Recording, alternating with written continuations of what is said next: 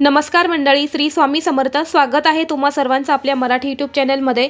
स्वामी महाराजांच्या कृपेने तुमच्या सर्व चांगल्या इच्छा पूर्ण हो हीच मी स्वामींच्या चरणी प्रार्थना करते आणि आज या नवीन व्हिडिओला सुरुवात करते. उद्या आहे 30 डिसेंबर, वार आहे शनिवार आणि या दिवशी आलेली आहे संकष्टी चतुर्थी.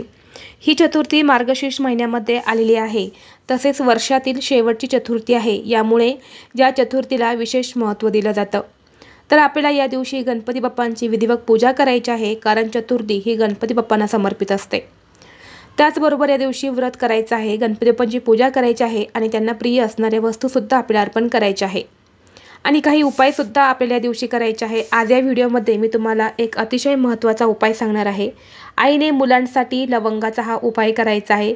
यामुळे मुलांचे सर्व दोष, अडचणी, संकट, विघ्न हे दूर होतील आणि शिक्षणात, नोकरीत, व्यवसायात भरभरून प्रगती होईल. असा हा एक उपाय मी तुम्हाला आज या व्हिडिओमध्ये सांगणार आहे. त्यामुळे व्हिडिओ हा शेवटपर्यंत नक्की पहा. चॅनलवरती नवीन असाल तर सबस्क्राईब करा आणि असेच माहितीपूर्ण व्हिडिओ पाहण्यासाठी बेल आयकॉनलाही प्रेस करा, म्हणजे जेव्हा कधी मी नवीन व्हिडिओ अपलोड करेल त्याचा नोटिफिकेशन सर्वात अगोदर तुम्हाला भेटेल आणि तुम्ही एक पण व्हिडिओ मिस करणार नाही. तर मी तुम्हाला जो उपाय सांगणार आहे, हा उपाय आपल्याला लहान मुलांपासून ते मोठ्या मुलांपर्यंत करायचा आहे. मुलं आणि मुली या सर्वांसाठी आपल्याला हा उपाय करायचा आहे. मुलं वारंवार चिडचिड करतायत, हट्टीपणा करत आहे, किंवा सगळ्यात महत्त्वाची गोष्ट म्हणजे जे मुलं शाळेत जातात त्या मुलांसाठी प्रत्येक आईवडिलांनी हा उपाय नक्की करा. कारण बघा, गणपती बाप्पांना बुद्धीचे देवता म्हणतात, विघ्नहरण, विघ्न नष्ट करणारे देवता मानले जातात. यामुळे मुलांसाठी हा उपाय आपल्याला करायचा आहे. तर मुलांची बुद्धी ही तल्लख होण्यासाठी, त्याचप्रमाणे मुलं अभ्यास करतायत पण त्यांचं लक्षात राहत नाही, त्यामुळे मुलांना नेहमीच अपयश येत राहते. त्याचबरोबर मुलांची कोणत्याही क्षेत्रामध्ये प्रगती होत नसेल, मुलांना नोकरी प्राप्ती होत नसेल, प्रमोशन होत नसेल, किंवा मुलांचा एखादा व्यवसाय आहे छोटासा पण तो चांगला चालत नसेल, व्यवसायामध्ये प्रगती होत नसेल, तर यासाठी हा उपाय आपल्याला आवर्जून करायचा आहे. छोटे मुलं असतील तर त्यांच्यासाठी तुम्ही नाही केला एक वेळी तरी चालेल, पण मोठ्या मुलांसाठी हा उपाय नक्की करा. छोटे मुलं फक्त किरकिर करतायत, चिडचिड करतायत, तर यासाठी तुम्ही छोट्या मुलांसाठी करू शकतात. तर हा उपाय जो आहे तो आपल्याला लवंगांचा करायचा आहे. कारण बघा, लवंग जे आहे ते मसाल्यामध्ये सुद्धा वापरले जातात आणि त्याचा ज्योतिष उपायांमध्ये सुद्धा त्याचा भरपूर असा फायदा होतो. बरेच असे उपाय सुद्धा केले जातात. वास्तुशास्त्रानुसार लवंग वापरल्यानंतर जीवनातल्या अनेक समस्यातून आपली सुटका होते. त्याचबरोबर आपल्या सगळ्या अडचणीसुद्धा दूर होतात आणि आपल्याला मुलांसाठी हा उपाय करायचा आहे, मुलांच्या आयुष्यातल्या अडचणी आणि समस्या दूर करण्यासाठी. म्हणून आपल्याला 6 लवंग घ्यायच्या आहेत. अखंड या लवंग असायला हव्या, तुटलेल्या, फुटलेल्या किंवा तुम्ही कुठे अगोदर पूजेमध्ये वापरलेल्या आहेत अशा लवंगा तुम्हाला घ्यायच्या नाही. ज्या चांगल्या अशा 6 लवंगा तुम्हाला घ्यायच्या आहे. एक विड्याचं पान तुम्हाला घ्यायचं आहे, एक सुपारी घ्यायची आहे आणि त्याचबरोबर जो लाल पिवळा कलाव्याचा धागा असतो तर तो तुम्हाला घ्यायचा आहे. आणि या सगळ्या वस्तू घेऊन तुम्हाला गणपती बाप्पांच्या मंदिरामध्ये जायचं आहे. हा उपाय जो आहे तर तो आपल्याला गणपती बाप्पांच्या मंदिरामध्येच करायचा आहे. 99% आपल्याला तिथेच हा उपाय करण्याचा प्रयत्न करायचा आहे. या सगळ्या वस्तू घेऊन गेल्यानंतर तुम्हाला काय करायचं आहे, जे विड्याचं पान आपण घेऊन गेलेलं आहोत तर ते विड्याचं पान तुम्हाला सर्वप्रथम गणपती बाप्पांच्या समोर ठेवायचं आहे. समोर ठेवल्यानंतर जी आपण सुपारी घेऊन गेलेलो आहोत तर ती सुपारी गणपती बाप्पांच्या कपाळाला म्हणजे मस्तकावरती लावायची आणि यानंतर तुम्हाला त्या विड्याच्या पानावरती ठेवायची आहे. 6 लवंगा ज्या आहेत त्या तुम्हाला उजव्या हातात घ्यायच्या आहे, मनोमन इच्छा व्यक्त करायची आहे.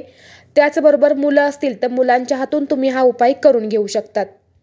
इच्छा व्यक्त करायची आहे मुलांची आणि त्या लवंग ज्या आहेत त्या गणपती बाप्पांच्या कपाळावरती लावून पुन्हा आपल्याला त्या विड्याच्या पानावरती अर्पण करायचे आहे.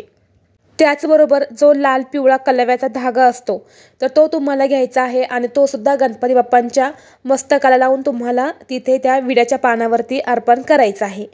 आता सगळ्या वस्तू एकाच वेळा ठेवल्या तर चालेल का, तर नाही, एक एक वस्तू आपल्याला घ्यायची आहे, इच्छा व्यक्त करायची आहे आणि त्या विड्याच्या पानावरती बाप्पांसमोर आपल्याला ठेवायची आहे.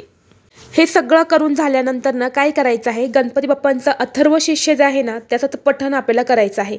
तर आपला उजवा हात जो आहे ना तो मुलांच्या डोक्यावरती ठेवायचा, म्हणजे मस्तकावरती ठेवायचा, आणि 3 आवर्तनं आपल्याला जे आहेत ना ते गणपती बाप्पांचं जे अथर्व शीर्ष आहे त्याचं करायचं आहे। आता हे पठण तुम्ही मुलांकडून सुद्धा करून घेऊ शकतात। मुलं मोठी असेल, त्यांना वाचता लिहिता येत असेल तर मुलांकडून तुम्ही करून घ्या। मुलांचा स्वतःचा हात डोक्यावरती ठेवायला लावा आणि तुम्हाला मुलांना म्हणायला लावायचं आहे।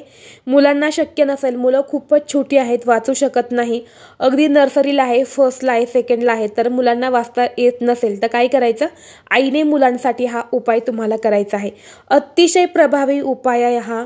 यामुळे काय होतं की मुलांचे सगळे अडचणी दूर होतात, समस्या दूर होतात, त्यांचे दोष जे आहे ते सुद्धा दूर होते, वाचलेल्या मुलांच्या लक्षात राहायला लागतं, मुलांच्या अभ्यासात प्रगती होते, नोकरीमध्ये प्रगती होते। कारण आपल्याला सर्वांनाच माहीत आहे की गणपती बाप्पा हे विघ्नहरण करणारे, दोष आणि अडचणी नष्ट करणारे देवता मानले जाते, बुद्धीचे देवता त्यांना म्हटलं जातं, म्हणून आपल्याला मुलांसाठी हा उपाय करायचा आहे।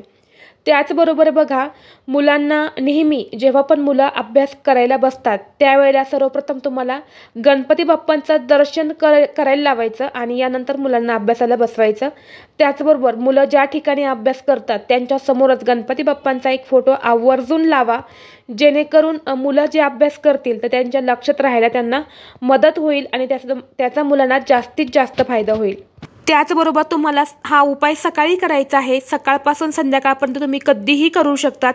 फक्त दुपारी 12 वाजल्यानंतर 3 वाजेपर्यंत हा उपाय तुम्ही करू नका। संध्याकाळी तुम्हाला काय करायचं आहे, 2 लवंग घ्यायचे आहेत, मुलांवरून तुम्हाला त्या लवंगा 7 वेळा उतरवून घ्यायच्या आहेत आणि 2 कापराच्या वड्या घ्यायच्या आहेत आणि आपल्याला हे 2 लवंगा आणि कापूर एक मातीचं भांडं घेऊन त्यामध्ये जाळायचे आहेत। यामुळे मुलांचे सगळे दोष सुद्धा दूर होतात, मुलांना काही बाधा असेल तर ती सुद्धा मुलांची दूर होते। तर दोन्हीही उपाय अतिशय प्रभावी आहे आणि दोन्हीही उपाय उद्या मुलांसाठी आपल्याला करायचे आहे। सूतक असेल तर हा उपाय तुम्ही करू नका, मासिक धर्म असेल तर ती व्यक्ती सोडून इतर व्यक्तीने हा उपाय केला तरी सुद्धा चालेल। मुलं बाहेर शिकायला असतील तर आई मुलांसाठी हा उपाय करू शकते किंवा आजी आजोबा सुद्धा मुलांसाठी हा उपाय करू शकतात।